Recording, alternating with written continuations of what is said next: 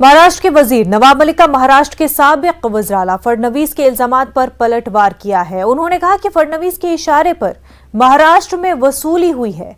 नवाब मलिक ने नकली नोटों के धंधों से भी फडणवीस के कनेक्शन जुड़े होने की बात कही है।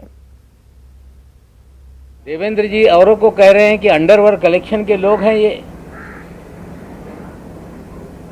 लेकिन देवेंद्र जी हम आपसे पूछना चाहते हैं कि सारे अंडरवर्ल्ड के लोग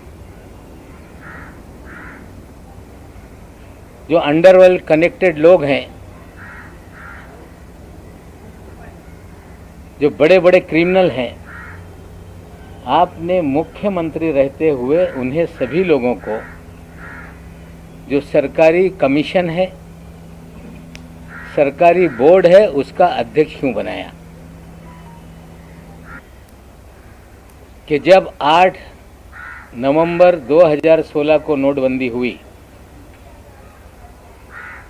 मोदी जी ने कहा कि नोटबंदी इसलिए किया जा रहा है, आतंकवाद खत्म होगा, काला धन खत्म होगा। और एक बात मोदी जी ने कही थी कि बड़े पैमाने पे जाली नोट है, उसे खत्म करने के लिए हम नोटबंदी का काम कर रहे हैं। जब नोटबंदी हो गई, पूरे देश में जाली नोट, चाहे पंजाब हो,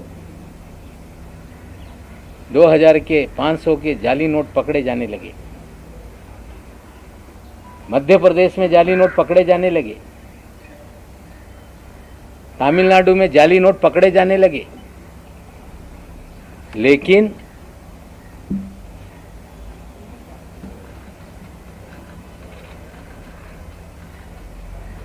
आठ अक्टूबर 2017 तक, लगभग 1 साल तक महाराष्ट्र में जाली नोट का एक भी मामला सामने नहीं आया।